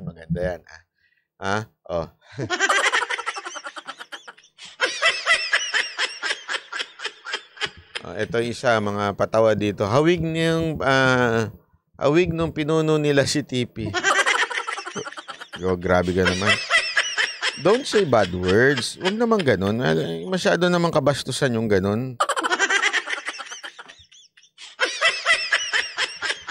Bad words yun Hindi tama yun. Huwag ganun Kasi alam mo naman si TP, malala yun Tapos gaganyanin natin. Para nating binastos na itong Huwag ganun Dapat bigyan muna natin ng chance siya magpaliwanag. Kasi kaya nga sabi ko sa inyo pagka siya hindi sumipot, diyan natin talaga yayariin. Bakit kanyo? Kasi dapat siya ay nagsasubmit sa authority at sumipot siya sa otoridad. Hindi pa pwede yung ganyan-ganyan na hindi siya sisipot. Hindi niya pwedeng ipalusot yun, Ikaw, Umattend ka, sigurduhin mo. Naku po, pag hindi ka umattend, yari ka. Okay? O, ito. Aha. Ito. Ay, wala na pala. O, yun na pala. Tapos na. Yehey.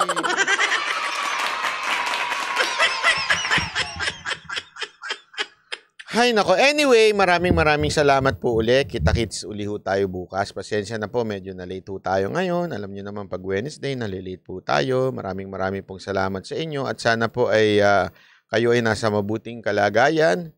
At kayo po ay healthy. Alam niyo, ngayon, grabe ang Ako, binabantayan ko yung Nipah virus na yan. Nakakatakot yung Nipah virus kasi napanood ko yun yung sa Nipah virus. 40 to 50% ang mortality rate nun. Namamatay 40 to 50% pag tinamaan ka. Malaki yun, Ang sabihin na natin sa 10 na magkakasakit, 4 ang dedo. Mababawasan ng populasyon ng Pilipinas yun, Ang problema, medyo mas contagious pa.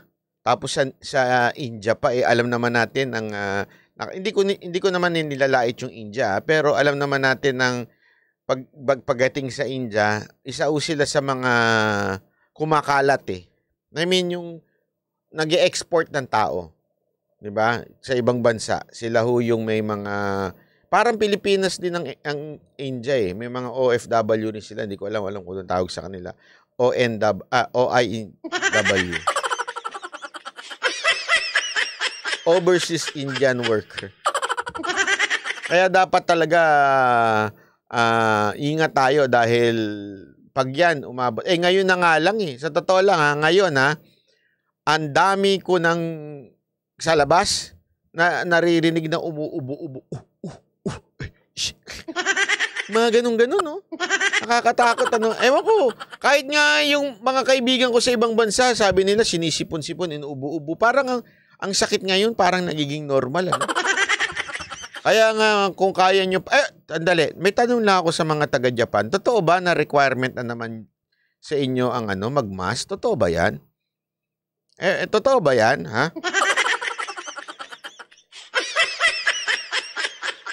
Kaya ako, kahit dito sa Pilipinas, nagmamask pa ako Kung paubos na nga yung mask ko, pero nagmamask pa rin ako talaga.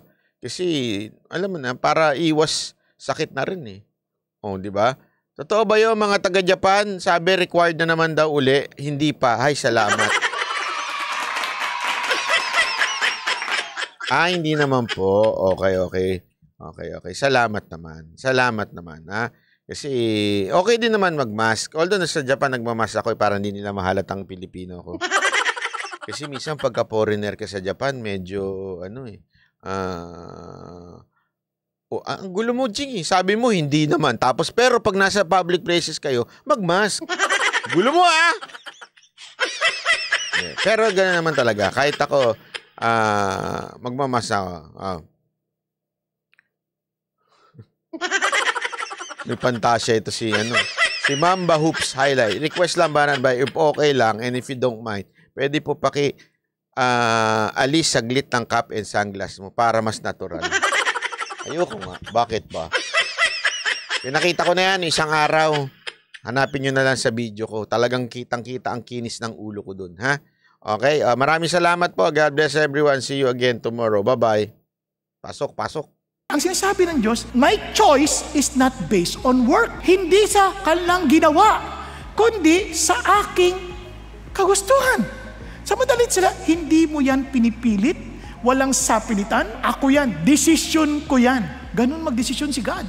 Kaya minsan iniisip natin, wala na akong pag-asa, palagay ko, hindi na talaga ako tatanggapin ni God. Ano sasabi ni God? Hindi. I don't care who you are. If I love you, I love you. Period. Isa sa mga anak natin, may favoritism pa tayo Pero si God hindi. Hindi based sa ginawa, based sa kanyang palatuntunan. Na siyang masigit na nakakaintindi kaysa sa atin. Marami tayong hindi naintindihan na Diyos lang nakakaintindi. I thank my God because it's not based on who I am.